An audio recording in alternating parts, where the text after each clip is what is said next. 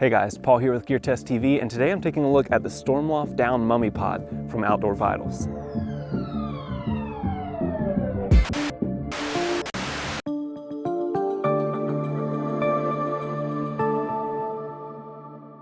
So I'm here today with the MummyPod from Outdoor Vitals, and they have a couple of different options for this bag. This happens to be the 15-degree version, but they also have a 0-degree version.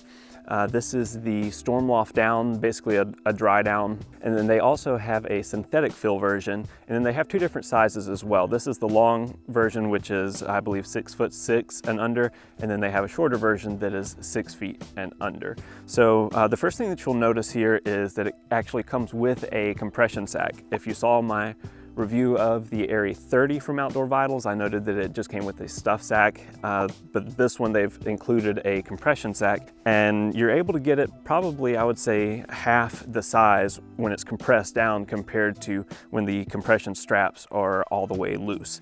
So now I have the MummyPod stretched out inside of the hammock, and one of the first things you'll notice that kind of sets this apart from a standard sleeping bag is that it has a zipper that runs right down the middle, like right down the face of the bag, as opposed to being on one side or the other, and that just makes it a lot easier once you get it set up as a pod to open and close the zipper. While I'm talking about the zipper, the main zipper runs all the way down until it gets to about, I would say, a foot away from the foot of the bag.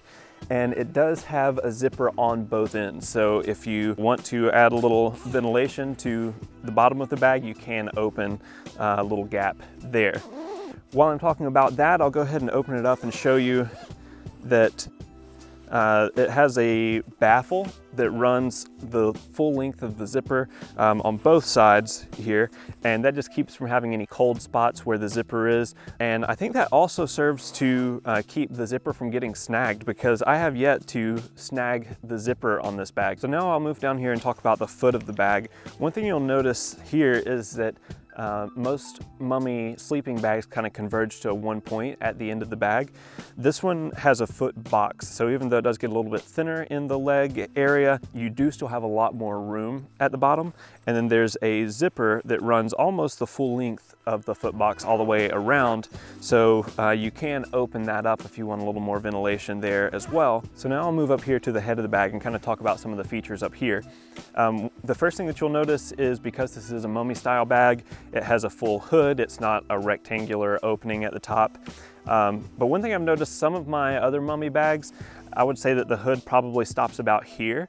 But this one actually cups all the way around to the front. And that's really nice because I've used it so far twice tent camping, and I was able to put my pillow inside of the hood, and that kept it from sliding around at night. And then the next thing you'll notice is that on both sides, on the inside of the bag, there's probably a more technical term for these. I'm just going to call them baffles, but there are baffles permanently attached on the inside to both sides of the bag, just below the neck area. And if you've ever used a pod system before, you know that there can be a gap between, say, your chest or your neck and the top of the pod, and that just leaves an air gap for the hot air to escape, cold air to get in, and so that just hangs down and kind of blocks off that area.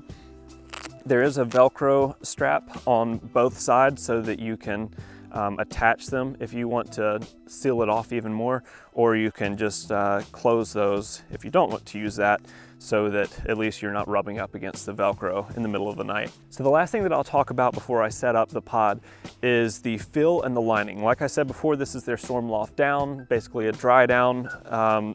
Has great loft to it. I was really impressed with that when I first took it out of the box.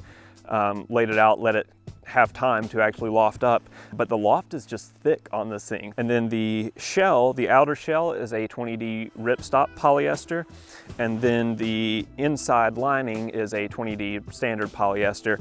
It's nice and soft, feels great even without using a bag liner, so very comfortable bag to use. Okay, so I've moved the camera back a little ways. Also, the sun came out, but I'm going to show you guys how to set this up as a pod. Okay, so I'm just going to speed through this. The first thing you want to do is unzip the foot box, and then you can reach your hand into the foot box and all the way through to the opening at the hood of the bag. Next, unhook the hammock from the strap, pull the hammock through the bag, and reattach to the strap on the other side. Now you can spread out the bag on the hammock, but just make sure that the hammock is hanging high enough that the bag does not drag the ground. The bag comes with 2 sections of shock cord, which is basically just a thin bungee cord, and it also comes with 4 cord locks as well. There are 2 loops at both ends of the bag, so just pick an end to start with, and what you want to do is slide one end of the shock cord through the S-hook or carabiner of your hammock. Now slide on one of the cord locks and continue to run the end of the shock cord through the loop and then back through the cord lock.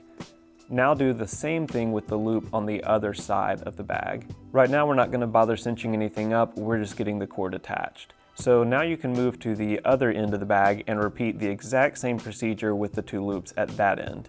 Now that the cord is attached, we can start to cinch it up.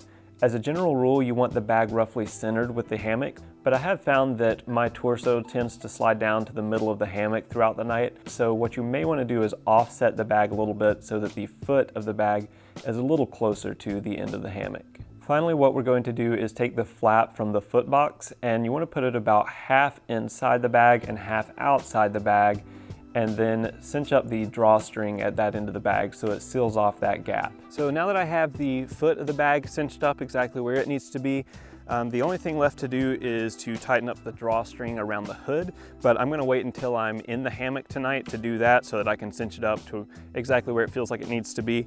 As I may have mentioned earlier in the video, so far I've used this bag twice. Both of those nights were tent camping, and it got down to around 45 degrees or so. Of course, I was perfectly comfortable in the bag, but being that it's rated for 15, that really was not unexpected. So tonight, I'm going to be using this for the first time as a MummyPod while sleeping in the hammock, and it's supposed to get down to about 32 degrees tonight. So I would say that's probably about the sweet spot for a good comfort rating for a 15-degree bag. The next thing that you should see from me is tomorrow morning, hopefully after a good night's sleep.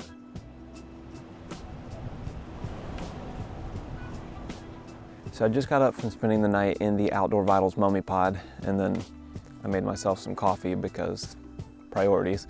But it did get pretty cold last night, about 31, 32 degrees. In fact, I checked and some of the areas nearby got a little bit of snow last night, so it got pretty cold. But I was nice and warm in the MummyPod. I was pleasantly surprised. I went to bed with just a single layer of clothes on, and then I did notice that every once in a while if I shifted around that I would get a little bit of an air gap between the baffles that were at my neck shoulder area, and that would create a little bit of a cold spot. So I ended up putting on this down jacket about halfway through the night, mostly just to help seal up those air gaps. I didn't even really feel like I needed it for my torso area, but that solved the issue, and after that I slept really well the rest of the night. In fact, I probably slept the best last night that I've ever slept in a hammock, especially in this cold of weather. So I was really impressed with it. I really liked how much room I had on the inside as opposed to times that I've just used a sleeping bag inside a hammock. Didn't really have a lot of room to move my legs around, and this, I felt like I had plenty of room. I was even able to lay it somewhat of a diagonal angle. So it was really nice. No cold spots next to the zippers or anything like that. No cold spots at my feet because of the way I was able to tuck that little flap in and seal off that air gap. So I would definitely recommend checking out the MummyPod on outdoorvitals.com, or I think that they also have them for sale on Amazon, so you could check them out there as well. That's going to do it for this review, but if you have any questions for me, you can leave them in the comments section below.